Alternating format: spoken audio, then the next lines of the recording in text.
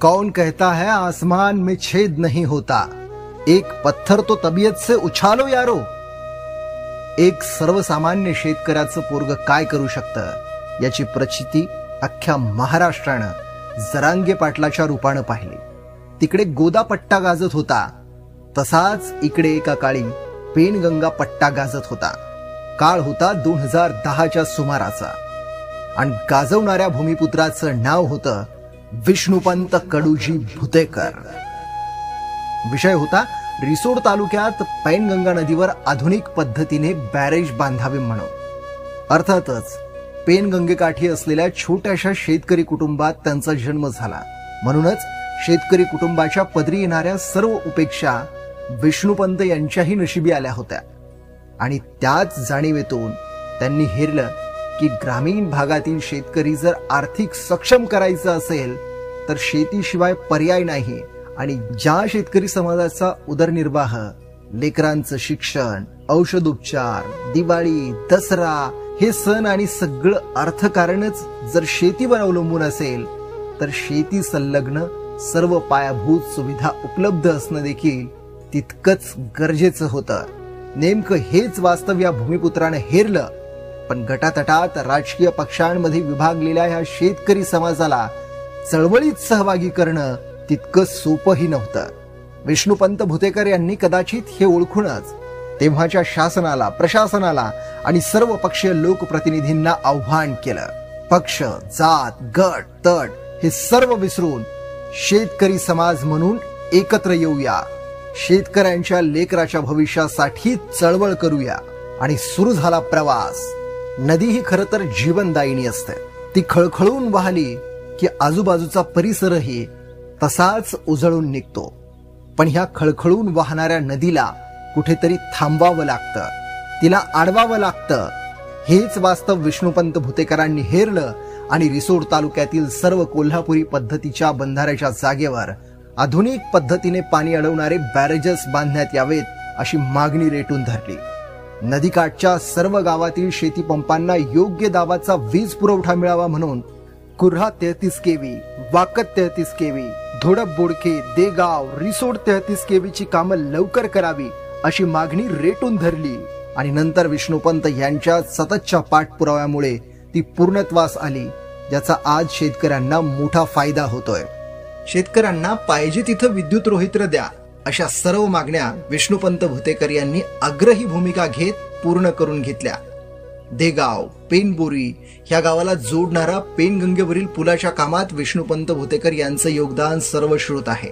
पण पेनगंगेवरील बॅरेजचा प्रश्न 2012ला शासन, प्रशासन आणि सर्व पक्षीय लोकप्रतिनिधी यांच्या पुढे आणण्याचं काम विष्णुपंत भुतेकर यांनीच पहिल्यांदा केलं. हा तो काळ होता जेव्हा ना व्हॉट्सअप होतं, ना सोशल मीडिया होता, ना तुमचं फेसबुक, इंस्टाग्राम होतं. पण विष्णुपंतांचा जनसंपर्क मात्र दांडगा होता. त्यांनी तालुक्यातील शेतकऱ्यांच्या भविष्यासाठी गावागावात जाऊन बैठका घेतल्या आणि बॅरेजच्या प्रश्नाकडे सर्वांचं लक्ष वेधलं. आणि सुरू झाला प्रवास पेनगंगा परिक्रमेचा. 28 मे 2012 रोजी रखरखत्या उन्हात शेतकरी आणि वारकऱ्यांना सोबत घेऊन पेनगंगा परिक्रमा अर्थात पायदळ दिंडी सोहळा सुरू झाला. या सोहळ्यात विष्णुपंत भुतेकर यांच्यासोबत वारकरी, परिसरातील शेतकरी मोठ्या संख्येनं सहभागी झाले. पेनगंगेच्या काठी येणाऱ्या 52 गावाचे ग्रामपंचायतचे ठराव, गावातील शेतकऱ्यांचे शासनाला लिहिलेले निवेदन हे सर्व जमा करून मजल दर मजल करत ही परिक्रमा सुरू झाली. पेनगंगा काठच्या तब्बल 25 गावांना पायदळी तुडवत 120 किमीचा हा प्रवास विष्णुपंत भुतेकर यांनी शेतकरी आणि वारकऱ्यांसोबत केला. ज्यात महागाव, बाळखेड, धोडप बोडखे, भापूर, गोभणी, धोडप उगले, पेनबोरी, शेलगाव, मसला पेन, केशवनगर, चिंचांबा पेन, हिवरा पेन, बेलखेडा, आसेगाव, देऊळगाव बंडा, पेडगाव, कवठा, किनखेडा, लिंगा, देगाव, खडकी सदार, करडा, मोठेगाव, एकलासपूर, वाकत ह्या सगळ्या गावातील शेतकऱ्यांनी विष्णुपंतांच्या या मागणीला पुढे रेटत हजारोंचा जनसमुदाय त्यांच्या पाठीशी उभा राहिला. 29 मे 2012ला महागावला या परिक्रमेची सुरुवात झाली होती आणि 25 गावातून 61 किमीचा प्रवास करत 30 जून 2012 रोजी वाकद इथे ही परिक्रमा पोहोचली. या पूर्ण पेनगंगा परिक्रमेदरम्यानच्या काळात सहभागी झालेले वारकरी, शेतकरी आणि विष्णुपंत भुतेकर यांनी स्वतःचं घर सोडून असेल त्या गावात मुक्काम ठोकला आणि गावकऱ्यांनीही त्यांच्या जेवणाची, चहापानाची स्वतःहून व्यवस्था केली. अशा या पेनगंगे परिक्रमेदरम्यान विष्णुपंत भुतेकर यांच्या नेतृत्वात निघालेल्या या पायदळ दिंडीच्या परिश्रमानं तालुक्यातील शेतकऱ्यांच्या भविष्याचा हा प्रश्न ऐरणीवर आला. पैनगंगा पट्ट्यातील शेतकरी, शासन, प्रशासन आणि सर्व पक्षीय राजकारणी यांच्याकडे याच मुद्द्यावर भांडू लागले. परिक्रमेदरम्यान विष्णुपंत भुतेकर यांनी पेनगंगा पट्ट्यातील शेतकऱ्यांना आवर्जून सांगितलेले मुद्देही महत्वाचे आहेत. ज्यात त्यांनी सांगितलं होतं, बुलढाणा जिल्ह्यात उगम पावणारी पेनगंगा नदी ही पुढे वाशिम जिल्ह्यात प्रवेश करताना प्रथम रिसोड तालुक्यातून वाहते.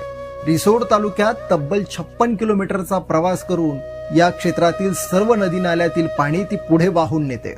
बाळखेड, भापूर, धोडपुगले, मसलापेन, चिंचांबा पेन, आसेगाव, येवती या ठिकाणी शेतीचं सिंचन व्हावं म्हणून 1991 ते 95 या काळात कोल्हापुरी पद्धतीचे बंधारे बांधले गेले. मात्र अनेक तांत्रिक अडचणीमुळे हे सर्व बंधारे 2000 सालापर्यंत कालबाह्य झाले.